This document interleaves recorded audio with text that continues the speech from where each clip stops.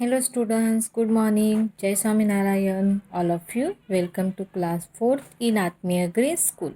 My name is Prajakta and I am a maths teacher.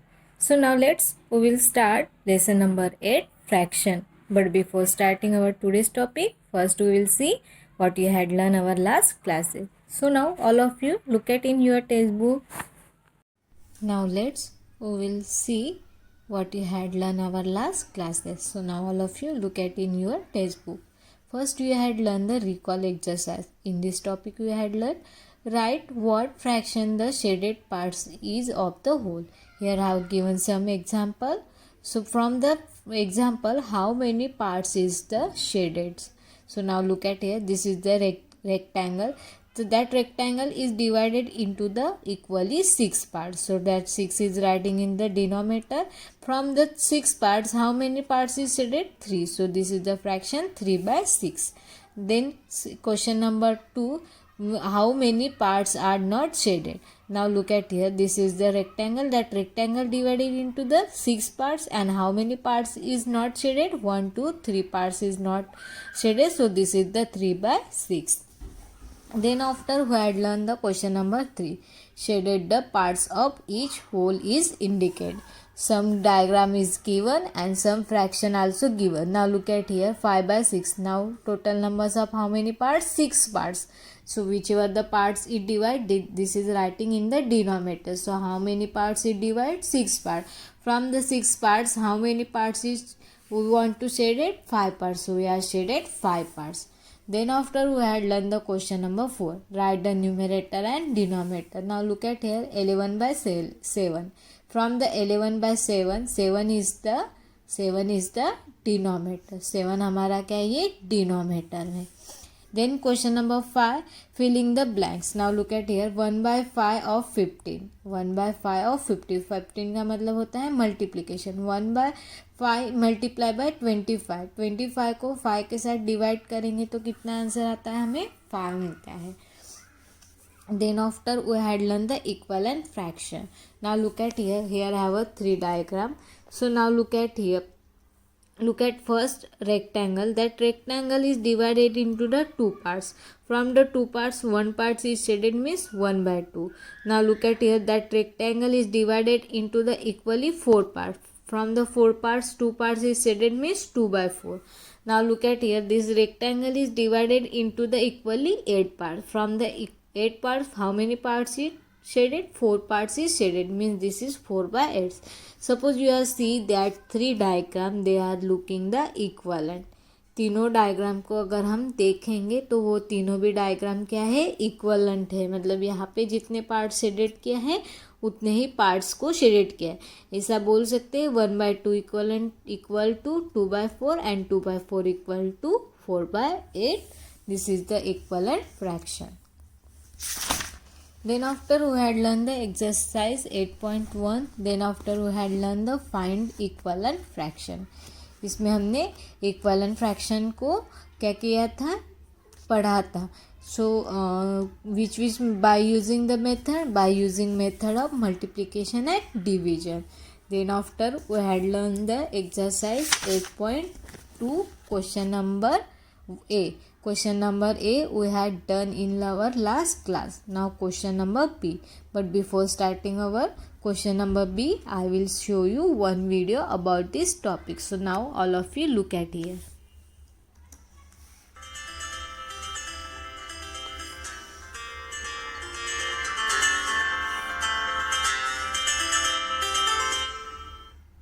Equivalent fractions. Finding the missing number. Today, let us learn how to find the missing number in a pair of equivalent fractions. There are different methods to obtain the missing number. They are 1 by multiplication, 2 by division, 3 by cross multiplication. Method 1 by multiplication. Find the missing number in the given pair of equivalent fractions. The numerator of one fraction is missing, so we look at the denominators of both the fractions. Here 15 which is the denominator of the missing numerator, is greater than and also a multiple of 5, the other denominator. Hence, we have to find a number which, when multiplied by 5, gives 15. Yes, 5 multiplied by 3 gives 15. Since we multiplied the denominator by 3, we also have to multiply the numerator by the same number to get the missing number. That is, 2 into 3 is equal to 6. Look, we got the missing numerator as 6. Thus, 2 upon 5 and 6 upon 15 are the given equivalent fractions. Method 2. By division. Find the missing number in the given pair of equivalent fractions. Here also, we look at the denominators of both the fractions. Here, 21 is greater than and a multiple of 3. Here, the smaller number is the denominator of the missing numerator. Hence, we have to find the number by which, when 21 is divided, gives the answer 3. Correct. 21 divided by 7 gives 3. So, to find the missing number, we divide the numerator 14 also by 7 and get the answer as 2. Thus, 14 upon 21 and 2 upon 3 are the given equivalent fractions. Method 3. By cross multiplication. Find the missing number in the given pair of equivalent fractions. Here, as neither of the numbers in the numerators are multiples of each other, so for such kind of fractions, we cross multiply the numerator of one fraction with the denominator of the other fraction, that is 7 and 9 here. Thus, 7 into 9 is equal to 63. Now, to find the missing number, we check which factor, when multiplied by 3, gives the product 63. Yes, 3 into 21 is equal to 63. Thus, 7 upon 21 and 3 upon 9 are the given equivalent fractions. Now, let us solve some more examples. Find the missing number to make the given fractions equivalent. Look at the first one. Here, we will use the division method, as 14 is a multiple of 2 and 2 is less than 14. So, on dividing the numerator and denominator by 7, we get the missing number, that is 3. Example 2. By cross multiplication, the missing number can be found, as neither 6 nor 9 are multiples of each other. So, 6 multiplied by 6 is equal to 36, and 9 multiplied by 4 gives 36. Hence, the missing number is 4. Example 3. Here, as 48 is a multiple of 6 and also greater than 6, we multiply the numerator and denominator by 8 to get the missing number 72. Kids, remember, the different methods that can be followed to obtain the missing number in a pair of equivalent fractions are 1. By multiplication, 2. By division, 3. By cross multiplication. I hope all of you nicely understood video. Now look at here question number B.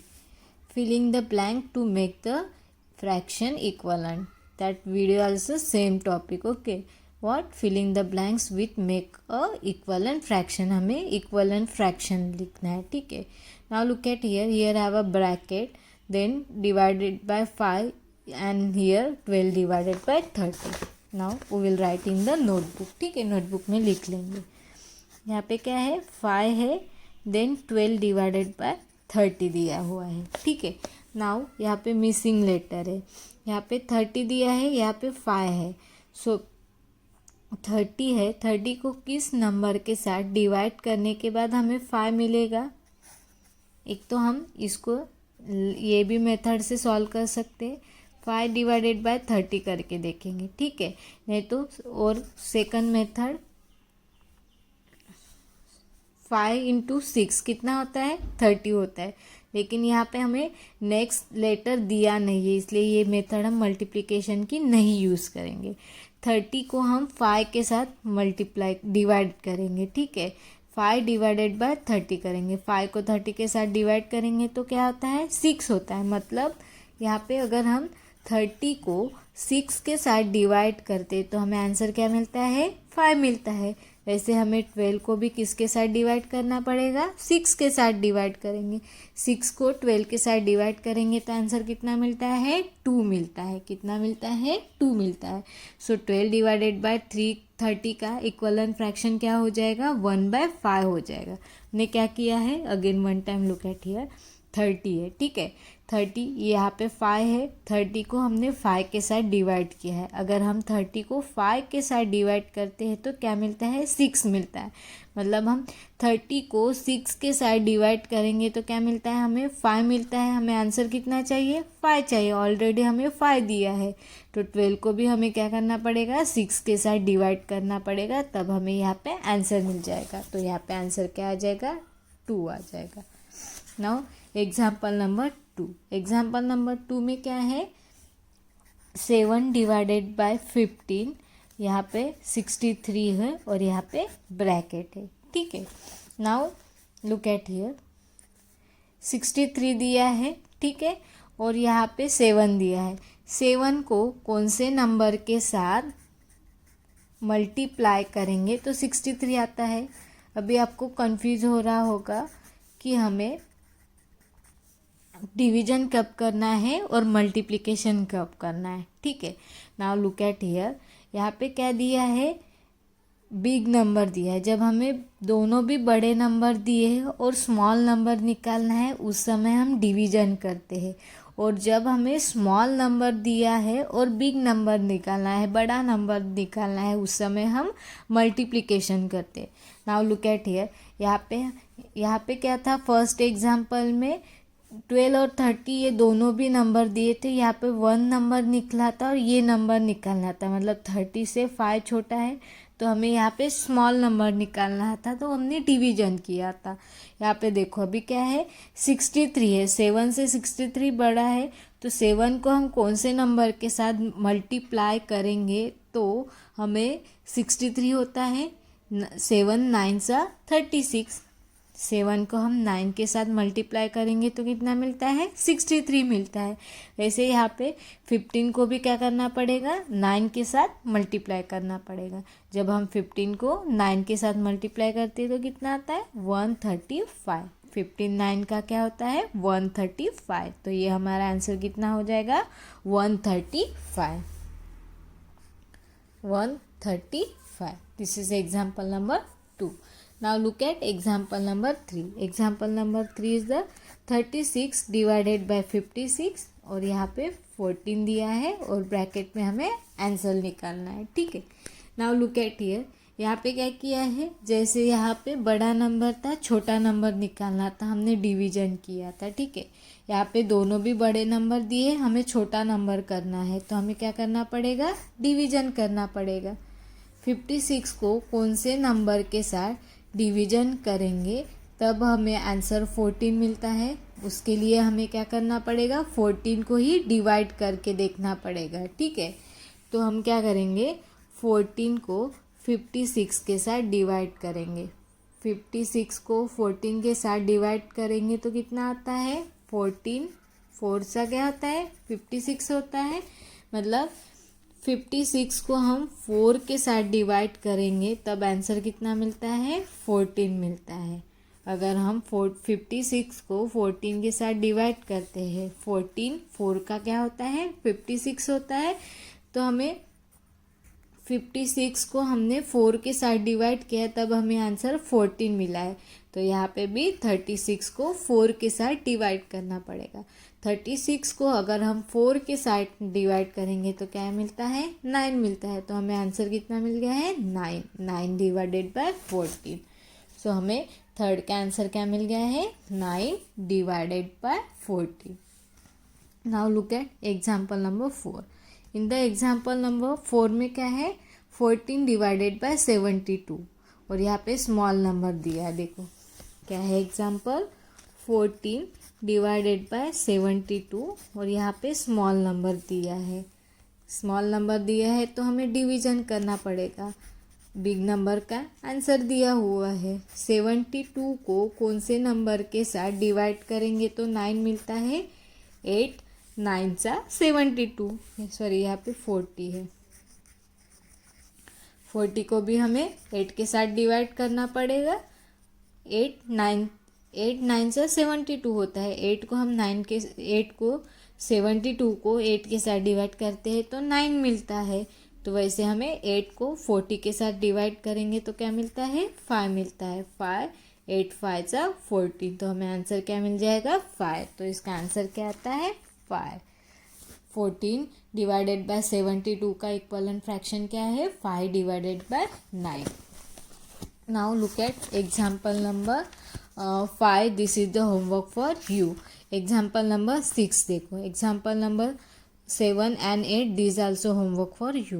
Example number 6 देखो। Example number 6 में क्या है, 11 then यहाँ पे bracket दिया हुआ है और यहाँ पे 77 है और यहाँ पे 105 दिया हुआ है। ठीक है, अभी देखो यहाँ पे दोनों बड़े नंबर दिए हैं और यहाँ पे 11 आंसर स्मॉल दिया है। ठीक है, 77 को कौन से नंबर के साथ डिवाइड करेंगे तो आंसर 11 मिलेगा, 7।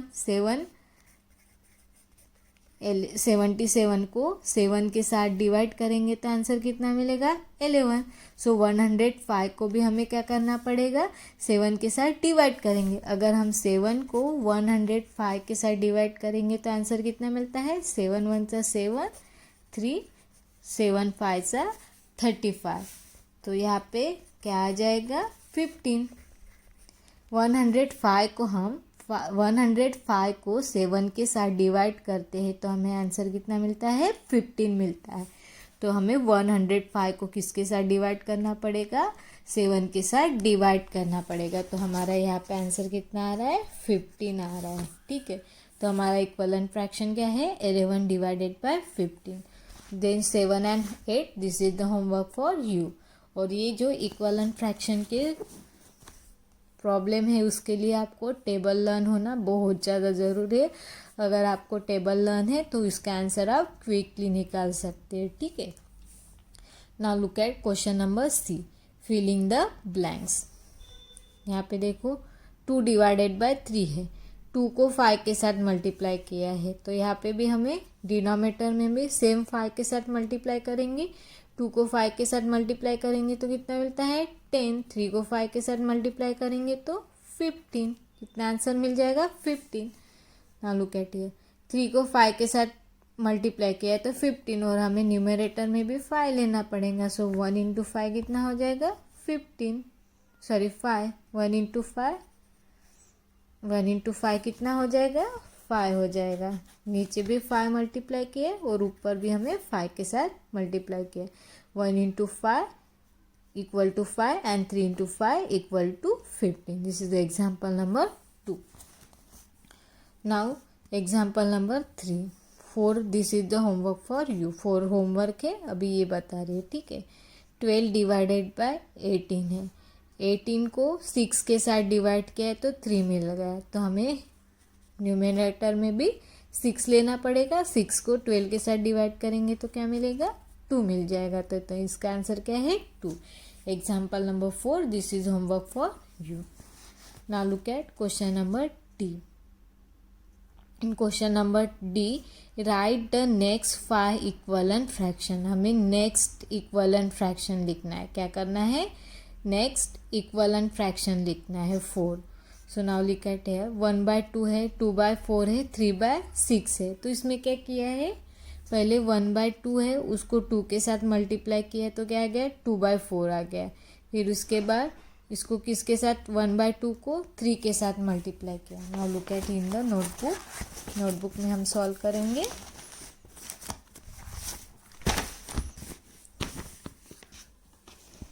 वन एग्जाम्पल क्या है? 1/2 इक्वल टू 2/4 एंड 3/6 है. अभी हमें नेक्स्ट क्या निकालना है? 4 इक्वलेंट फ्रैक्शन निकालना है. ठीक है. भी 1/2 है, उसको अगर हम 1/2 को 2 के साथ मल्टीप्लाई करेंगे तो क्या मिलता है? 2/4. तो ये 2/4 मिल गया है. फिर 1/2 को 3 के साथ मल्टीप्लाई किया है तो हमें क्या मिल गया है? 3/6 मिल गया है. अभी नेक्स्ट फ्रैक्शन चाहिए तो हम क्या करेंगे? 1/2 को 4 के साथ मल्टीप्लाई करेंगे. किसके साथ मल्टीप्लाई करेंगे? 4 के साथ. तो हमें क्या मिल जाएगा? 4/8. हमारा नेक्स्ट फ्रैक्शन क्या हो जाएगा? 4/8. अभी 1/2 को हम 5 के साथ मल्टीप्लाई करेंगे. 5 के साथ मल्टीप्लाई करेंगे तो क्या मिल जाएगा? 5/10. तो नेक्स्ट फ्रैक्शन हमारा क्या हो जाएगा? 5/10 हो जाएगा. 1/2 को हम 6 के साथ मल्टीप्लाई करेंगे तो क्या मिल जाएगा? 6/12. ये हो गया थर्ड वाला. और फोर्थ वाला क्या है? 1/2 है, उसको हम 7 के साथ मल्टीप्लाई करेंगे तो क्या मिल जाएगा हमारा? 7/14. तो हमारे नेक्स्ट 4 फ्रैक्शन क्या है? 4/8, 5/10, 6/12, 7/12. पहले हमने यहाँ पे देखो 1/2 को 2 के साथ मल्टीप्लाई किया है, 3 के साथ मल्टीप्लाई किया है, ये ऑलरेडी दिया हुआ है. फिर हमने क्या किया है? 1/4 को 4 के साथ मल्टीप्लाई किया है, 1/2 को 5 के साथ मल्टीप्लाई किया है, 1/2 को 6 के साथ मल्टीप्लाई किया है, 1/2 को 7 के साथ मल्टीप्लाई किया है. तो हमें नेक्स्ट फ्रैक्शन मिल गए. तो क्या है? 4/8, 5/10, 6/12 एंड 7/14. अभी ये हम यहाँ पे लिखेंगे. कौन से है? फर्स्ट 4/8, उसके बाद क्या है? 5/10 है. देन नेक्स्ट इज द 6/12 और उसके बाद है 7/14 है. ये नेक्स्ट 4 इक्वलेंट फ्रैक्शन है. Now look at here. 2/3 है, 4/6 है और 6/9 है. 2 को 2 के साथ मल्टीप्लाई किया है, देन 2 को 3 के साथ, यहाँ पे 4 के साथ मल्टीप्लाई करेंगे. Now look at here. Notebook में हम करेंगे. ठीक है.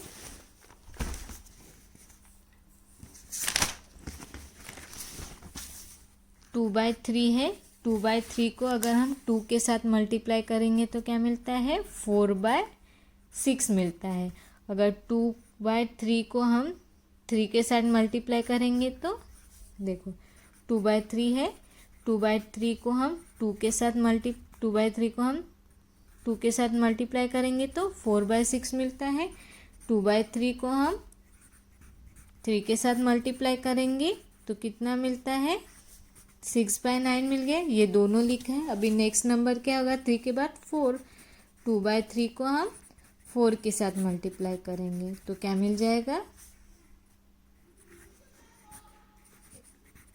8/12. देन 2/3 को हम 5 के साथ मल्टीप्लाई करेंगे. ये ऑलरेडी दिया हुआ है. ये सेकंड फ्रैक्शन है, ये थर्ड वाला. अभी यहाँ पे 5 के साथ मल्टीप्लाई करेंगे तो 10/15. 2/3 को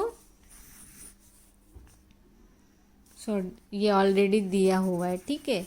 ये फर्स्ट है, ये सेकंड है. अभी यहाँ पे हम 2/3 को 6 के साथ मल्टीप्लाई करेंगे. 6 × 2 12 एंड 6 × 3 18. ये हो गया थर्ड वाला. अभी फोर्थ क्या होगा? 2/3 इक्वल टू 2 × 7 एंड 3 इंटू 7, तो 14 डिवाइडेड बाय 21. सो हमें नेक्स्ट फोर्थ फ्रैक्शन क्या मिल गया? 8/12, 10/15, 12/18 एंड 14/21. ये हमें नेक्स्ट फ्रैक्शन मिल गए. तो अब हमें यहाँ पे हम लिख देंगे. ठीक है, क्या है?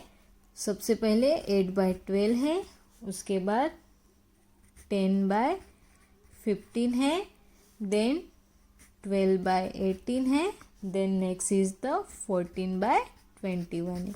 ये हमें नेक्स्ट 4 फ्रैक्शन मिल गए. ठीक है, यहाँ पे भी एग्जाम्पल नंबर 3 एंड 4 में भी सेम किया है. ठीक है, तो this is the homework for you. ये आपको सॉल्व करके देखना है example number 3 and 4. So I hope all of you nicely understood our today's topic. Thank you and have a nice day.